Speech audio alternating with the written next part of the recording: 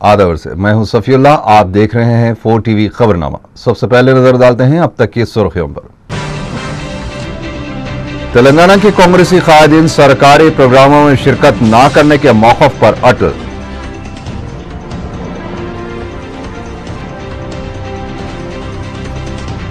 रियासती और मरकजी हुकूमत बदउनवानियों से निपटने में नाकाम। सदर तेलुगुदेशम नारा चंद्रबाबू नायडू ने लगाया इल्जाम।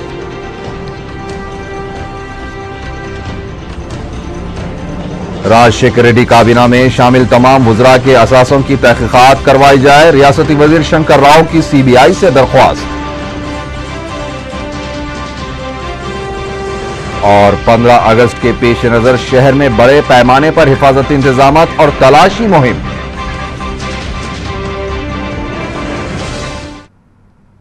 और अब खबरें तफसील से।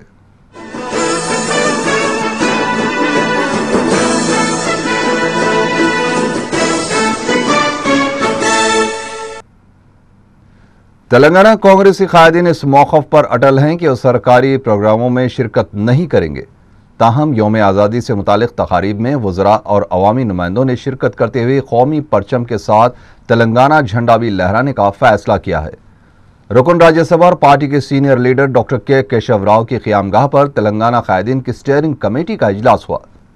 इजलास के बाद मीडिया से बातचीत करते हुए रुकन पार्लियामेंट जी सुखेंदर रेड्डी ने बताया कि 17 सितंबर तेलंगाना वालों के लिए एक अहम दिन है। हम ये उम्मीद रखते हैं कि मरकज़ इस दिन कोई अच्छा फैसला तेलंगाना वालों के हक में करेगा। उन्होंने कहा कि तेलंगाना कायदीन सदारती हुक्मनामे से 14F शक को हज़फ करने पर मरकज़ी हुकूमत के मशकूर हैं। रुकन पार्लियामेंट ने सिलसिले में चीफ मिनिस्टर किरण कुमार रेड्डी की मसाई की भी सताइश की। जी सुखेंदर रेड्डी ने 14F को हज़फ करने की मुखालिफत करने वालों को संगीन नतायज का इंतबा दिया है।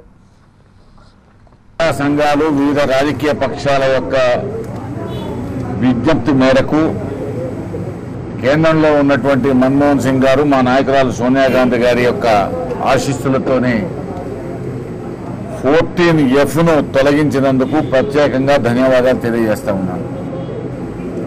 అదే సందర్భంలో రాష్ట్ర ముఖ్యమంత్రి గారు కూడా దాన్ని తొలగించడానికి సహకరించినందుకు వారికి ధన్యవాదాలు తెలియజేస్తూ తెలంగాణ రాష్ట్ర ఏర్పాటు కూడా ఈ విధంగానే సహకరించాలని చెప్పి కోరుతున్నాం। స్వతంత్ర దినోత్సవ సందర్భంగా జాతీయ పతాక అవతరణ సందర్భంగా सदर तेलुगुदेशम और साबिक चीफ मिनिस्टर नारा चंद्रबाबू नायडू ने इल्जाम लगाया है कि रियासती और मरकजी हुकूमत बदउनवानी के खिलाफ कार्रवाई करने में नाकाम हो गई हैं। अपने क़यामगाह पर मीडिया से बातचीत करते हुए चंद्रबाबू नायडू ने कहा कि करप्शन पर काबू पाया नहीं गया तो बड़े पैमाने पर एहतजाज किया जाएगा। उन्होंने कहा कि इंतखाबात से कबल काले धन को वापस लाने का वादा करने वाली कांग्रेस पार्टी ने सिलसिले में अब तक कुछ नहीं किया। तेलुगुदेशम के सदर ने कहा कि तेलंगाना मसले पर मरकज दूसरी पार्टियों पर जिम्मेदारी आयद कर रहा है, जबकि मौजूदा सूरत हाल के लिए मरकज ही जिम्मेदार है। उन्होंने कहा कि किसानों के मसाइल पर भी रियासती और मरकजी हुकूमतें पूरी तरह से नाकाम हो चुकी हैं। उन्होंने कहा कि करप्शन और किसानों के मसाइल पर कौमी सतह पर एहतजाज करने पर तेलुगुदेशम गौर कर रही है। జాతీయ పడుతున్నాం, నవీన్ పట్నాయక్ తో మాట్లాడుతున్నాం, ఆర్ఎస్పీ ఫార్వర్డ్ బ్లాక్ వీళ్ళందరూ కూడా ఇంకా ఎంతమంది వస్తారో దేవగౌడ వీళ్ళందరితో కోఆర్డినేట్ చేస్తున్నాం। దేశంలో ఎక్కడ క్రాప్ హాలిడే ఇవ్వలేదు। ఎంత చేతగాని ముఖ్యమంత్రి అంటే ఇంత జరిగితే ఆ ప్రాంతానికి పోయి రైతులను ఒకసారి మాట్లాడి వాస్తవ పరిస్థితుల్ని అధ్యయనం చేసి ఏం చేస్తే బాగుంటుందో కేంద్రంతో కూడా ఒత్తిడి పెట్టించే పరిస్థితి పోయి హైదరాబాద్।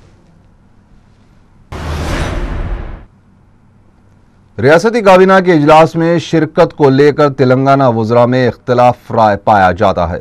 इस सिलसिले में जब रियासती वज़ीर इंफॉर्मेशन टेक्नोलॉजी पुन्ना लक्ष्मैया से इनके मौक़िफ़ से मुतालिक वजाहत तलब की गई तो उन्होंने कहा कि तेलंगाना कायदीन का मुत्तहिदा फैसला जो भी होगा वो अहमियत का हामिल है, इनका शख्सी फैसला अहमियत नहीं रखता। తెలుసుకున్న తర్వాత మాట్లాడదాం కానీ సమస్య నిర్ణయాల్లో వ్యక్తిగత అభిప్రాయాలకు కాకుండా అభిప్రాయం లేదు।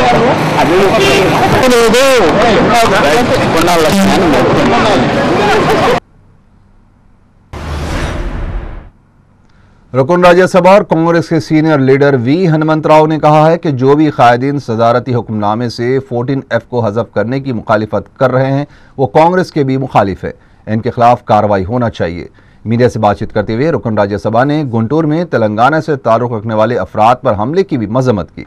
उन्होंने कहा कि इस तरह के वाक़यात तेलंगाना में भी हो सकते हैं।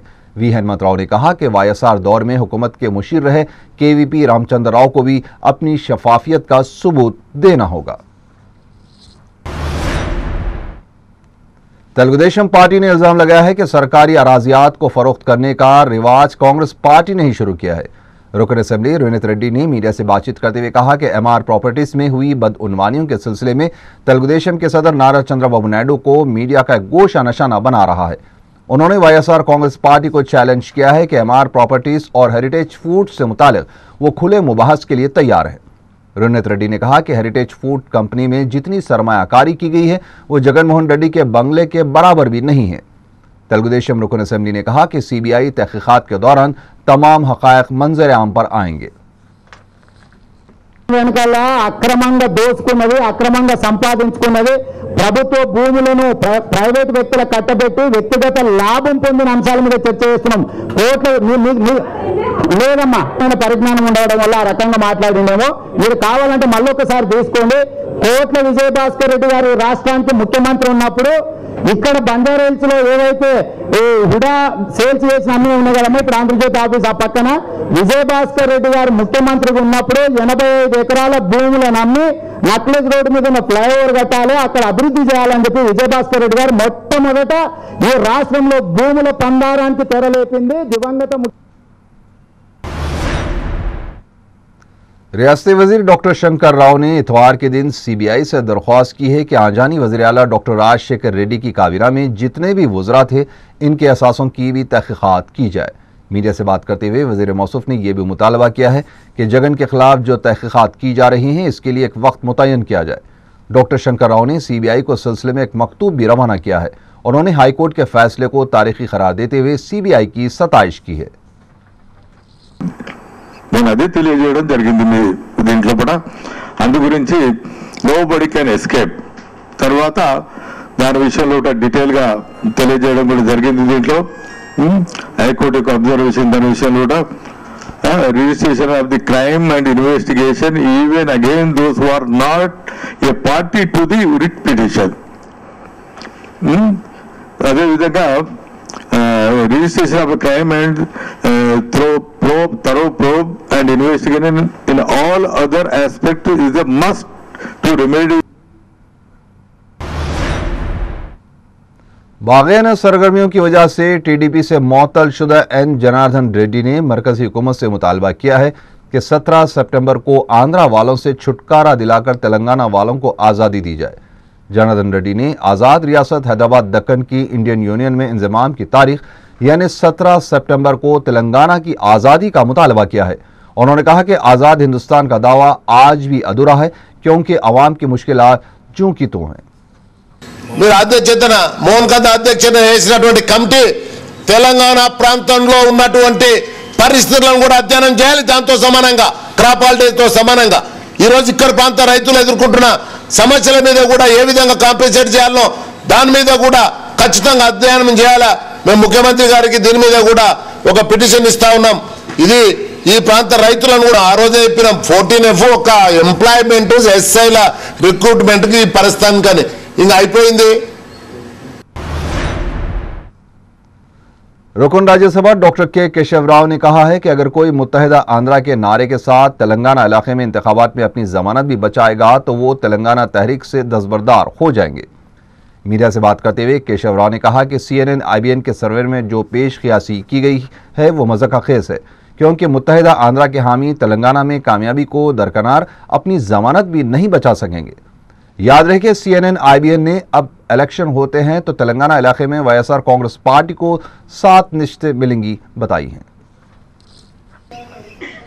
అంటే దాని అర్థం వాళ్ళు ఇంటర్గ్రేటెడ్ ఆంధ్రాకు ఉన్నారు అనే అభిప్రాయం వ్యక్తపరచడం జరిగింది. నేను ఇక్కడ నిలబడి బాధ్యతతోని స్టీరింగ్ కమిటీ చైర్మన్గా రాజ్యసభ మెంబర్గా తెలంగాణ ఉద్యమంలో ఒక ఉద్యమకారుడిగా నేను ఒక ఛాలెంజ్ విసురుతా ఉన్నాను. సిఎన్సిన వాళ్ళకి కానివ్వండి, దాన్ని నమ్ముతున్న వాళ్ళకి కానివ్వండి, లేదా తెలంగాణకు వ్యతిరేకం ఉన్న వాళ్ళు కానివ్వండి, మేము రిజైన్ చేసిన వాళ్ళ పేర్లు మీ అందరికీ తెలుసు. కాంగ్రెస్ వాళ్ళు దాంట్లో 50 ఉన్నారు, ఎంపీస్ 9 ఉన్నారు.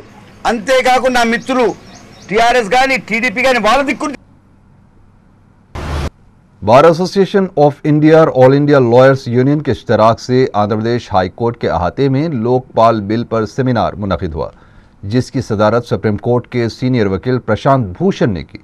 इस सेमिनार से जस्टिस जी यथी राजू, सदरनशीन एपी एडमिनिस्ट्रेटिव ट्रिब्यूनल और दूसरों ने भी खिताब किया।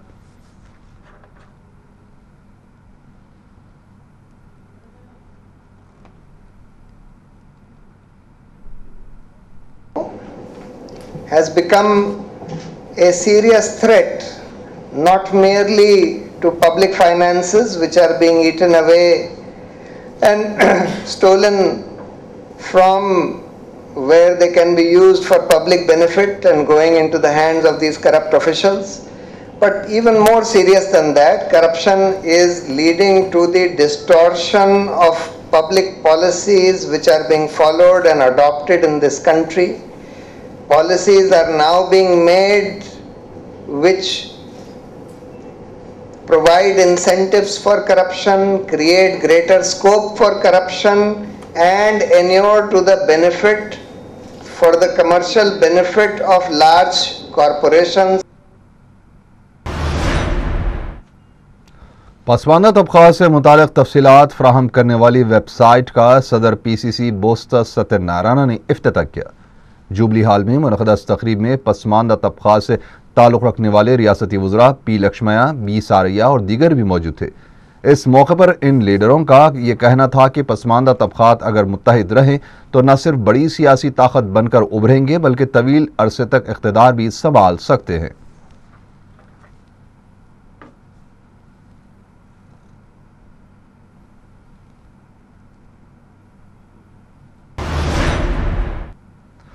आरएसएस ने कमसिन स्कूली बच्चों के मासूम जहनों से खेलने और इनमें नफरत भरने की मकरूह मुहिम शुरू की है। शहर के मज़ाफ़ाती इलाके केसरा में शिद्दत पसंद हिंदू तंजीम ने, जो खुद को कौम परस्त करार देती है, एक इजलास मुनक़िद किया। ये इजलास दानिश्वरों, नौजवानों या आम आदमी के साथ नहीं था, बल्कि इसमें कमसिन स्कूली तलबा को मुख्तलिफ इलाकों से जमा किया गया और इनके नौखेज़ जहनों को मुतासिर करने की भरपूर कोशिश की गई। आरएसएस के एक मुखर्रिर ने कहा कि मुसलमान मुल्क में बम धमाके करते हैं, हिंदुओं को खौफजदा कर रहे हैं, इसीलिए हिंदुओं को मुत्तहिद होने की ज़रूरत है। इस मुखर्रिर ने मुसलमानों के खिलाफ जी भर कर जहर उगला और कमसिन जहनों में मुसलमानों के खिलाफ नफरत भरने की पूरी कोशिश कर डाली। इसके अलावा ईसाई तबके को भी निशाना बनाया गया। आरएसएस और इसकी महाजी तंजीमें फ़िरक़ेवाराना तशद्दुद बिल की भी मुखालिफत कर रही हैं, जिसके तहत फसादियों व बलवाइयों और उन्हें उकसाने वालों के खिलाफ सख्त कानूनी कार्रवाई की गुंजाइश रखी गई है।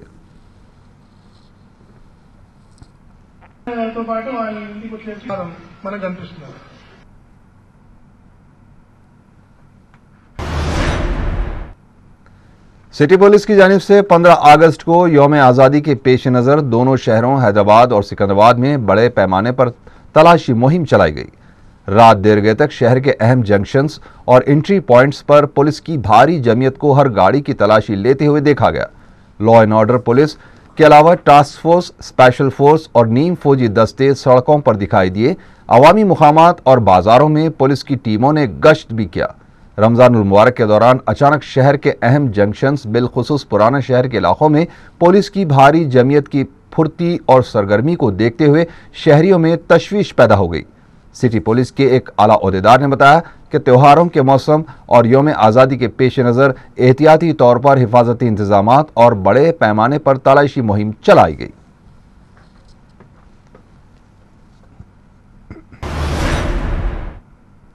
एलबी नगर पुलिस ने गैर कानूनी तौर से बैरून रियासत से शराब बरामद करने के इल्ज़ाम में 7 अफराद को गिरफ्तार कर लिया। बताया जाता है कि गिरफ्तार शुदा अफराद वेंकटैया, रामलू, श्रीधर बाबू, प्रकाश, मुरली, आनंदैया और पुरुषोत्तम ने अपने दूसरे साथियों के साथ मिलकर बगैर परमिट बैरून रियासत से मज़कूरा शराब को आंध्र प्रदेश मंगवा रहे थे। पुलिस ने हफ्ते की शाम धावा करके शराब की कसीर तादाद जब्त कर ली। बताया जाता है कि इस काम में मुलविस मज़कूरा अफराद के कई साथी फरार होने में कामयाब हो गए हैं। पुलिस एक केस दर्ज करते हुए गिरफ्तार शुदा अफराद को अदालती तहवील में दे दिया है और मफरूर अफराद की तलाश कर रही है।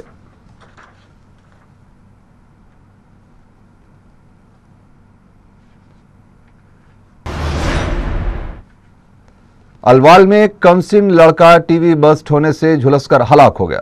बताया जाता है कि 9 साला साई इतवार के दिन करीब 12 बजे टीवी देख रहा था कि बरकी वोल्टेज में इजाफा होने से टीवी बस्ट हो गया, जिसकी वजह से साई शदीद झुलस गया। इसे गांधी हॉस्पिटल ले जाया गया, जहां वो इलाज के दौरान फौत हो गया। अलवाल पुलिस इस मामले में तहकीकात कर रही है।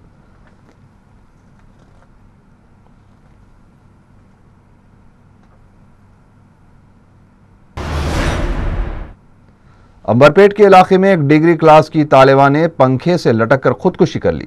बताया जाता है कि इतवार की सुबह पी कीर्ति के घर वाले जब इसके कमरे में दाखिल हुए तो देखा कि कीर्ति की लाश पंखे से लटक रही थी।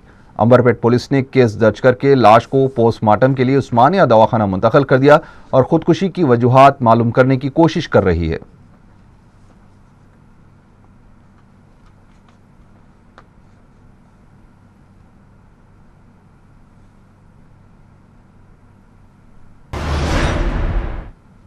भरतनगर बस्ती में एक शख्स ने अपनी बीवी का कत्ल करने के बाद खुद अपने आप को भी हलाक कर लिया। बताया जाता है कि झारखंड के रहने वाले एम रमन और एम देवी चंद साल पहले रोजगार के सिलसिले में हैदराबाद आए थे। हफ्ता और इतवार की दरमियानी शब रमन ने बीवी का गला काट कर कत्ल करने के बाद खुद अपने आप पर भी चाकू से वार कर लिया। पड़ोसियों ने इन दोनों के बच्चों की चीख व पुकार और रोने की आवाज सुनकर जब वहां पहुंचे तो एम देवी की लाश और रमन शदीद जख्मी हालत में पड़ा हुआ था। पुलिस ने मौके वारदात पर पहुंचकर जख्मी रमन को दवाखाना मुंतकिल कर दिया, जहां वो इलाज के दौरान फौत हो गया। पुलिस एक केस दर्ज करते हुए तहकीकात कर रही है।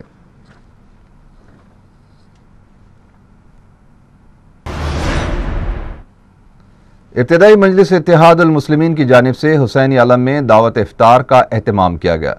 रुकन असेंबली और मोतमद उमूमी मजलिस सैयद अहमद पाशा खादरी और दीगर ने इस दावत में शिरकत की। नुमाइंदा कॉरपोरेटर मजलिस राजमोहन ने मेहमानों का खैर मकदम किया।